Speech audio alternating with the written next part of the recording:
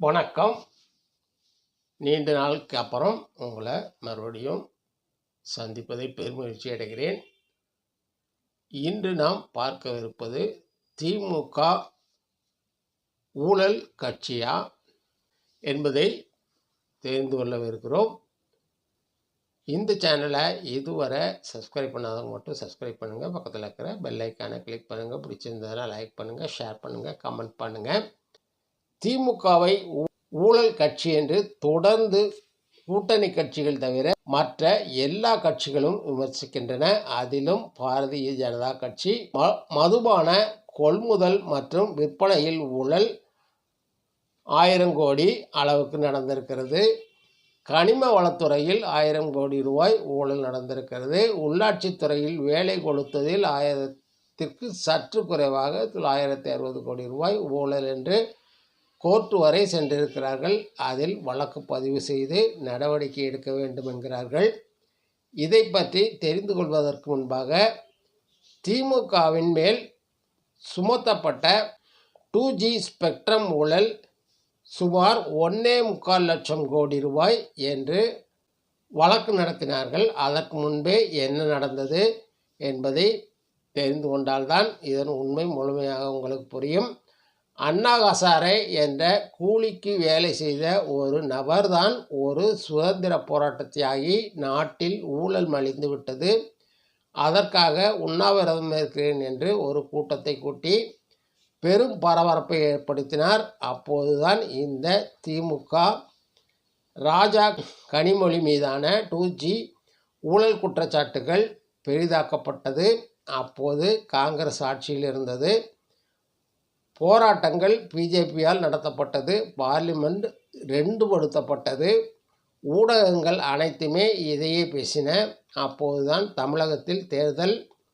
Supreme court தங்கள் நேரடி பார்வையில் இந்த வழக்கு நடைபெற வேண்டும் என்று உத்தரவிட்டது. ஸ்பெஷல் கோர்ட் ஒன்றும் அமைக்கப்பட்டது. அதன் நீதிபதியாக மிகவும் நேர்மையானவர், கண்டிப்பானவர் என்று கருதப்பட்டவர் நியமிக்கப்பட்டார். கனிமொழி ராஜா சிறையில் அடைக்கப்பட்டனர். ராஜா 1.5 வருட காலமும் கனிமொழி 6 மாத காலமும் சிறையில் இருந்தனர். இதையே பெரிதாக பிரச்சாரமாக செய்யப்பட்டு தமிழகத்தில் திமுக தோற்கடிக்கப்பட்டு ஆட்சி மாற்றம் ஏற்பட்டது. அண்ணா ஹசாரே தொடர்ந்து போராட்டங்களை நடத்தினார். காங்கிரஸ் மற்றும் திமுக மீது தொடர்ந்து ஊழல் புகார் தெரிவிக்கப்பட்டு மத்தியிலும் ஆட்சி மாற்றம் ஏற்பட்டது. பிஜேபி மோடி தலைமையில் ஆட்சி பொறுப்பேற்றதும் இதற்காக நியமிக்கப்பட்ட அண்ணா ஹசாரே அந்த போராட்டங்களிலிருந்து வெளியேறிவிட்டார். திடீரென்று ஒரு அறிக்கை விட்டார். இனிமேலும் உண்ணாவிரதம் போன்ற போராட்டங்களில் ஈடுபட்டார். அவர் உயிருக்கே ஆபத்து என்று டாக்டர்கள் சொல்லிவிட்டார்கள். அதனால் இனி போராட்டங்களில் ஈடுபட மாட்டேன் என்று ஒதுங்கி கொண்டார். அதாவது பிஜேபி ஆட்சிக்கு வர வேண்டும் என்ற கூலிக்கு மாரடித்த ஹசாரே நாட்டில் ஊழல் எல்லாம் ஒளிந்து விட்டதாக ஒதுங்கி கொண்டார். அந்த ஹசாரே கூட்டத்தில் அவருடன் தோளுக்கு தோள் நின்றவர்கள் குறிப்பிடத்தக்கவர்கள் ஒரு பெண் IPS அதிகாரியும் அரவிந்த் கெஜ்ரிவால் அவர்களும் ஆவார்கள். IPS அதிகாரி பிஜேபியிலேயே ஐக்கியமாகி கவர்னர் பதவியை பெற்று மகிழ்ந்தார். இன்னொருவர் அரவிந்த் கெஜ்ரிவால் பிஜேபியோ அண்ணா ஹசாரையோ எதிர்பாராத ஒரு காரியத்தை செய்தார். அதுதான் டெல்லியில் ஆம் ஆத்மி என்ற கட்சியை ஆரம்பித்தார். பிஜேபி ஆட்சிக்கு வருவதற்காக மட்டுமே திட்டம் போட்ட ஹசாரே பிஜேபி முயற்சியில் இது ஒரு ஓட்டை விழுந்துவிட்டது. அது ஒரு அரசு அதிகாரியாக இருந்த கெஜ்ரிவால் ஊழலை ஒழிப்பேன் என்று கட்சியை துவங்கி டெல்லியில் ஆட்சியை பிடித்து விட்டார். கெஜ்ரிவால் 5 ஆண்டுகளுக்கு பிறகு மீண்டும் ஆட்சியை பிடித்து விட்டார். பஞ்சாபிலும் அவர் கட்சி ஆட்சியை பிடித்தது.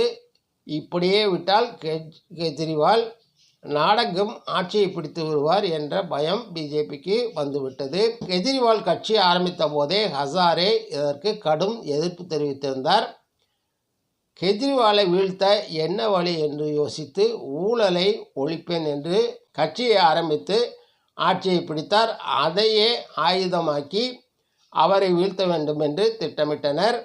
அதன்படி மதுபான கொள்கை முறைகேடுகள் என்று 1000 கோடி ரூபாய் ஊழல் என்று கூறி ஆம் ஆத்மி கட்சியின் மணீஷ் சிசோடியா, அதாவது துணை முதல்வர், கைது செய்யப்பட்டு சிறையில் அடைக்கப்பட்டார். அதன் பிறகு அரவிந்த் கெஜ்ரிவாலையும் கைது செய்து சிறையில் அடைத்தனர். சிசோடியா 1.5 வருடங்களும், கெஜ்ரிவால் 6 மாதமும் சிறையில் அடைக்கப்பட்டனர்.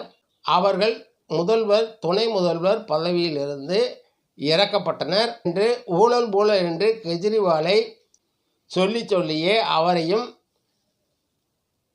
அவரது கட்சியையும் டெல்லி தேர்தலில் தோற்கடித்தனர். அப்பொழுதும் அவர் சிறையிலேயே இருந்தார். அதன் பிறகு அவர் ஜாமீனில் வெளியே விடுவிக்கப்பட்டார். பிறகு தீர்ப்பு வந்தது. பிஜேபி இப்பொழுது டெல்லியில் ஆட்சியில் இருக்கிறது.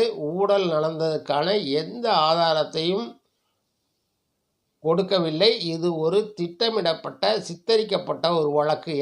என்ன நடவடிக்கை எடுக்க வேண்டும் என்று திட்டமிட்டார்களோ அதற்காக சாட்சியங்களையும் வழக்குகளையும் சித்தரிக்கிறார்கள் என்று கோர்ட் கடும் கண்டனத்தை தெரிவித்திருக்கிறது. கெஜ்ரிவாலையும் சிசோடியாவையும் நிரபராதி என்று விடுதலை செய்தது சிபிஐ கோர்ட்.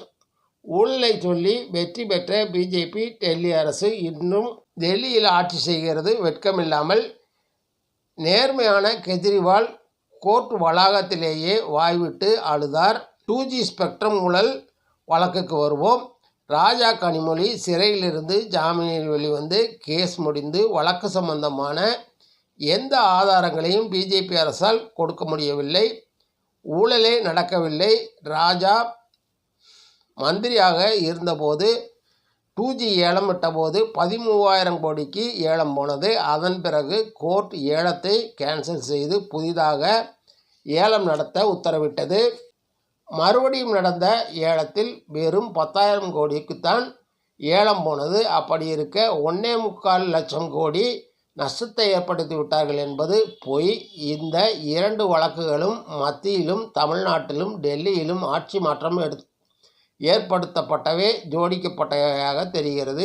இதையே பிஜேபி மீது 7.5 லட்சம் கோடி முறையீடு நடந்திருப்பதாக அதே அரசு ஆடிட் நிறுவனம் குற்றம் சாட்டிய போது ஒன்றுமே தெரியாதது போல் பிஜேபி அரசு நகர்ந்து சென்று விட்டது.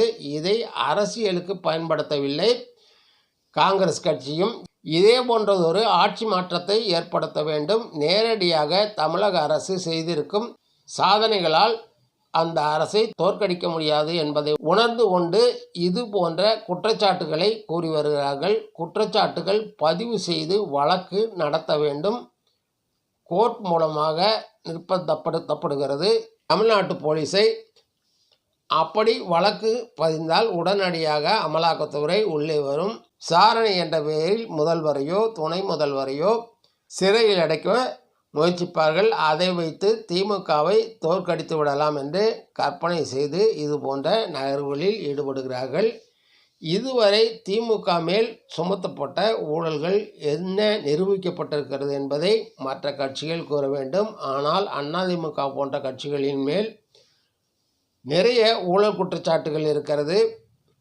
அவருடைய கட்சி தலைவரே ஊழலுக்காக சிறை சென்றவர். ஊழலை ஒழிக்க வேண்டும் என்றும் கூறுகின்ற 7.5 லட்சம் கோடி ஊழல் கட்சி குறுக்கு வழியை தேடுகிறது. அதிமுக மேல் திமுக கொடுத்த ஊழல் புகாருக்கு நடவடிக்கை எடுக்க வேண்டும் என்ற கோப்புகளை இதுவரை கவர்னர் ஒப்புதல் தரவில்லை. விஜயபாஸ்கர் மேல் குட்கா ஊழலை சிபிஐ தான் போட்டது. அதிலேயே மேல் நடவடிக்கை எடுக்கவில்லை. இன்றைய நிலையில் ஊழல் இல்லாத கட்சி என்பதே இல்லை என்பதுதான் நிதர்சனம். ஒவ்வொருவரும் கண்ணாடி வீட்டிற்குள் நின்று கொண்டு கல்லெறிகிறார்கள். வாழ்க ஜனநாயகம். நன்றி, வணக்கம். மீண்டும் சந்திப்போம்.